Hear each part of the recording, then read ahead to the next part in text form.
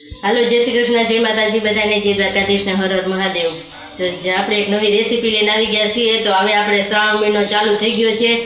તો તમે જોઈ શકો છો આ પહેલો સોમવાર આવે એ શ્રાવણ મહિનાનો હમણાં આવી જશે ને આજે મારે છે મંગળવાર। તો આપણે આજે વિચાર કર્યું હતું કે આપણે આજે ફરાળી સાબુદાણાના ભજીયા બનાવવાના છે। તો તમે વિડીયોમાં બન્યા રહેજો। આપણે સામગ્રી લઈ લીધી છે। તો બધાને જય માતાજી। તો ચાલો સામગ્રી જોઈ લઈએ। તો આ છે આપણે 2 કલાક અગાઉ આપણે સાબુદાણા પલાળીને રાખ્યા હતા, તમે જોઈ શકો છો। તો આ છે આપણે બાફેલ બટેટા ઠંડા કરીને રાખ્યા હતા। તો આ છે આપણે ચટણી બનાવવાની છે, આની લીલી મરચાં ને લીંબુ ને ધાણા ભાજી। આ છે આપણે સુધારેલી ધાણા ભાજી આપણે ભજીયામાં નાખવાની। આ છે સફેદ તલ, આ છે આપણે સિંગદાણા, આનો ભૂકો કરવાનો છે। આ છે આપણે સિંધાલું મીઠું, આ છે હળદર, આ છે આપણે ધાણા જીરું, આ છે કાશ્મીરી મરચું। તો આવું કંઈક છે, તો વિડીયોમાં બન્યા રહેજો। તો આ છે આપણે લીમડાની દાળ, આપણે છે ને આના સુધારી કટિંગ કરી અને આપણે આમાં નાખવાના છે, આનો સ્વાદ સરસ આવે। તો પહેલાં આપણે માંડવીનો ભૂકો કરવાનો છે। તો આપણે મિક્સર લઈ લીધું છે, તમે જોઈ શકો છો। તો હવે આપણે સિંગદાણાનો ભૂકો કરી નાખશું। તો તમે જોઈ શકો છો આ છે આપણે માંડવીનો ભૂકો, તો એક વાસણમાં કાઢી લેશું। બનાવવાની છે આપણે ચટણી। તો આપણે ધાણા ભાજી ને મરચાં ને લીંબુ એવું નાખી દઈએ, પછી બનાવી નાખીએ લીલી ચટણી।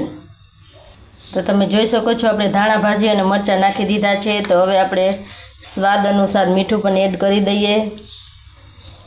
આ છે સ્વાદ અનુસાર મીઠું ને આ છે આપણે ખાંડ। તો હવે આપણે આને લીલી ચટણી બનાવી નાખીએ। તમે જોઈ શકો છો આ લીલી ચટણી બનીને કમ્પ્લીટ થઈ ગઈ છે। તો હવે એક વાસણમાં આપણે કાઢી લેશું।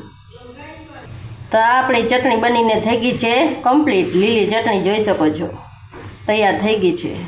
તો હવે આપણે ભજીયાનો મસાલો બનાવશું। તો આ છે આપણે સાબુદાણા છે એ આપણે ચમચાની મદદથી છે ને આપણે પલાળેલા તો છે, પોચા તો થઈ ગયા છે। અમે અમારી સ્ટાઇલમાં જ ભજીયા બનાવીએ છીએ, બહુ અમારી સ્ટાઇલ છે પોતાની ભજીયા। તો આ છે આપણે મેચ કરી લીધા, હવે આપણે એમાં બાફેલ બટેટા નાખવાના છે। તો તમે જોઈ શકો છો આપણે આ ખમણી લીધી છે, તો એના આપણે બધા બટેટા સરસ એટલે સરસ જામ ખમણી નાખવાના છે।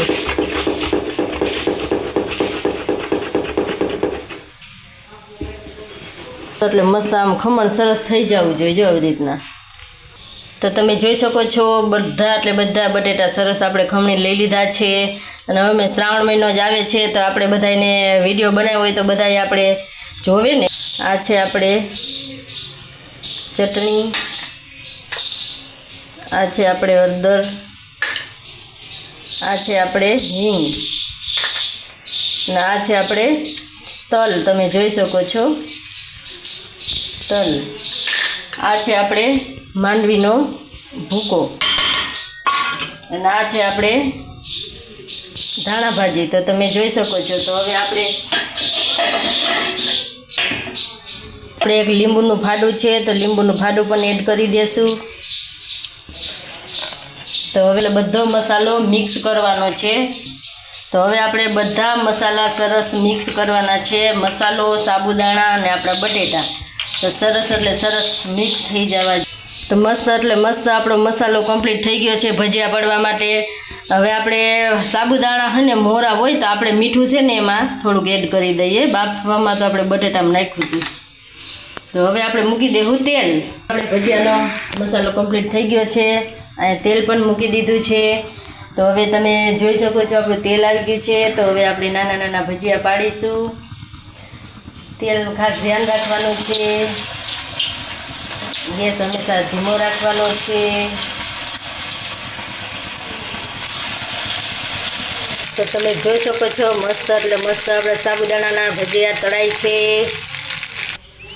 તો તમે જોઈ શકો છો આપણે ફરાળી સાબુદાણાના ભજીયા બનીને તૈયાર થઈ ગયા છે। લીલી ચટણી, આ છે આપણે ભજીયા।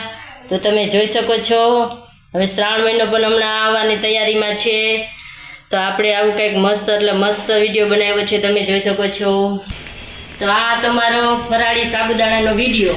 તો તમને કેવો લાગ્યો મારો વિડીયો? આવો નવો સપોર્ટ કરતા રહેજો। તો બધાને જય માતાજી। આવા નેક્સ્ટ વિડીયોમાં હું મળતી રહીશ। તો બધાને જય માતાજી, જય દ્વારકાધીશ ને હર હર મહાદેવ। આવજો।